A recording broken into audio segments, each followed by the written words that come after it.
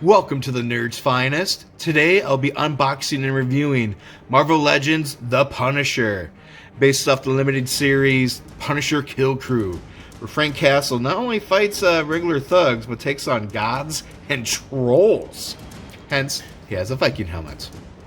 Look at this package. My god, this is just an embarrassment of riches. You get a sawed-off shotgun, 2 machine guns, the aforementioned Viking helmet, 2 head sculpts, a machete, baseball bat, and a motorcycle.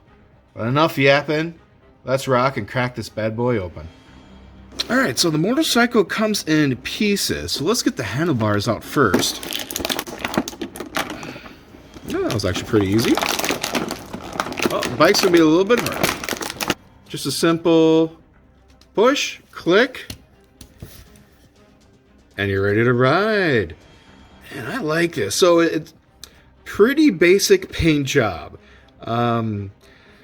Just simple flat black, but I love how we actually have details on the bike. They could have just skimped out and just, basic flat plastic, but look at all the detail, the sculpting of this thing. Oh, I do like how we do have painted tail lights. Oh, and license plate. And painted, once again, some painted red lights. Ooh, and a clear headlight. I like that. Once again, they could have just, painted a simple gray, but there's detail inside and see-through plastic over it. I dig that. And, oh, look at the speedometer.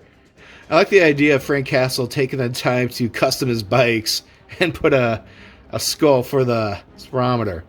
Nice. Well, yeah, this is a great looking motorcycle. Oh, kickstand. So you can actually display it sitting upright, so it's not just laying on its side. Not too shabby, man. I dig that. All right.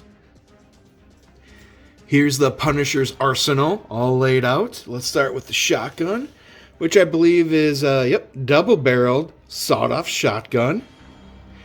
Second weapon, the first machine gun is the Uzi. Now, the paint is just a flat black paint, but I love the sculpt. The sculpt has a lot of texture and detail to it, so even though the paint's kind of boring, the sculpt itself looks fantastic. Third weapon is the second machine gun. Now, I don't know the name of this gun. It does look like a real-world gun, but I don't know the name of it. So if you happen to know the name of this, please leave in the comments below so I can actually learn from this. Next weapon is the machete. Once again, great design. I like how we actually have detail in the sculpting of the plastic. They could have just did a boring, round handle, but no, they went the extra mile, put a little more design in this sculpt. And the blade looks nice. Looks like it's kind of hard to focus here. But I like how the edge of the bottom of the blade looks a little detailed of how real, machetes are. Like there's actual, this would be dull on top, but, a sharp blade underneath. The last weapon is the baseball bat. Of all the weapons, I like this the least, because it just looks like a piece of plastic. At least I know all these other weapons are, pieces of plastic, but at least they have more design and texture to them. This is just plain plastic. They kind of make it look like a weathered, beat-up baseball bat, but just a plain bat, just plain plastic. That's just a little gripe. It's not like a huge disappointment. Just a little, they could have done better because they did so much better with all the weapons that this kind of got left by the wayside. But just a minor gripe, nothing major. And here he is himself, the Punisher, Mr. Castle. And I love the look of this figure. Now, the costume of the Punisher is relatively simple. Black boots, black pants, black shirt with a skull on it. So it could look kind of boring, too simple. But this sculpt looks great because there's so many details. Look, they even have laces on the boots, treads. Okay, so the very, very middle, there's no treads, but on the sides, ripples in the pants. So that way it kind of catches the light more. Give it more definition. And I love how this figure is jacked. Look at those muscles. So you get 360 rotation. You get a bicep swivel and double jointed elbows. And I like how there's no here. I like how there's no pinholes. Pinless double jointed elbows. Nice. Wrist swivel. Oh, it does have a diaphragm cut. Oh, nice. I like how they could have skimped on this and just had the paint stop halfway through. But at this diaphragm cut, look, it goes all the way back. You still got paint there. Excellent. So when you're doing toy photography, you can do even more poses. Let's see, he can go this far back. And he can go far back. That far forward. Does have a waist swivel. Let's see how well he can look up. Oh, wow, that's impressive. He can look almost pretty all the way up. And he can go, well, looking straight down. This is impressive. 360 turn. Let's see, and that a little bit of head tilt. And legs can kick out, let's see, oh, pretty high. Almost, yeah, just about 90 degrees. Let's see how far back it can go. Oof, not very, just a little bit like that.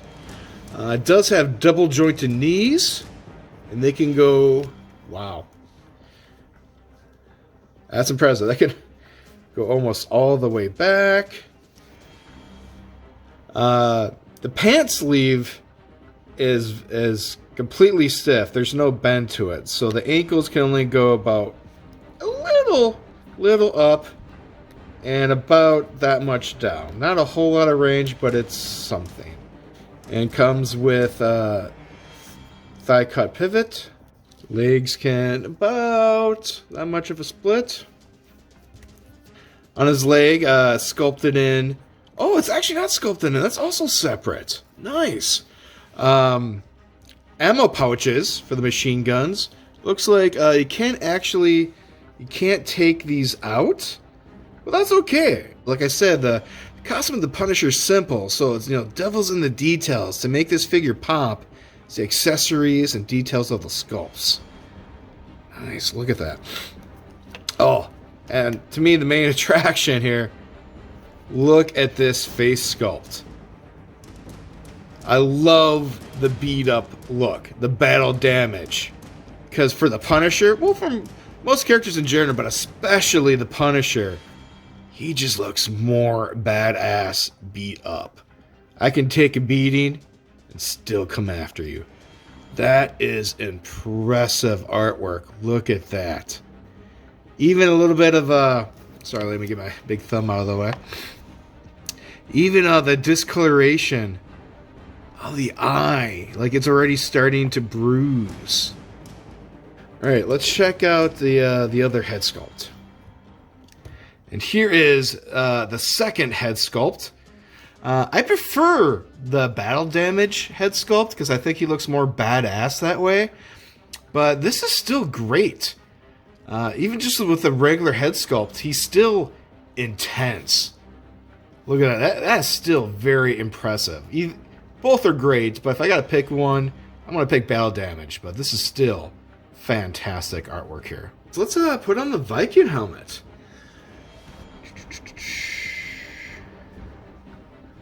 Oh, wow. Wow, okay. It's weird how he looks both kind of silly, yet badass at the same time. How is that possible, Frank Castle? I don't know how you pull it off, but you do. I like how you can actually see his eyes through the mask. Let me focus here a bit. Focus on the eye. Oh. This is just crazy and awesome at the same time. I love it. Ah, wow. Frank Castle pulling off both looks. And here's the Punisher armed and ready to ride. You can't fit all the weapons on him. I wish he did have more gun holster so he can have all his weapons on him all the time. That being said, you can still make some things work. Like these shoulder straps aren't it's not sculpted into the figure. It is a separate piece. And because of that, you can actually get the machete in there. Now it's too tight, it's too form-fitting to fit the baseball bat, but at least you can get the machete in there. And of course, both hands have grips, so you can hold on to multiple weapons. Now let's see how Punisher looks actually on the motorcycle. Oh right, he actually fits. I hate it when the figure can't actually sit on his ride. Like when I was a kid, I had a Batman figure that couldn't properly sit in his Batmobile, so it's like, what's the point? So I like how this actually fits. I took a little finessing with the footrest here. At first, like, to put the foot just right, he was kind of like sitting above his seat, which looked really weird. But after a while and finessing, you can actually have the foot resting on the footrest. My God, dude, this looks so badass. Once again, like, I know it's a black costume on a black bike, which could look very boring, but the details on this sculpt are amazing. And the wheels do move, so it'll be easier to put in position for doing some toy photography. So all in all, this is one fantastic figure. It's a little bit on the pricey side. It's around $50, but to me, it is well worth it. For the multiple weapons, the details of the engine block on the motorcycle, and of course, the intense look of Frank Castle, this is a must-buy. I cannot wait to do some toy photo shoots with this. And with that, I'm going to call it a day. For the Nerd's Finest, my name is Ryan. Stay nerdy, everybody.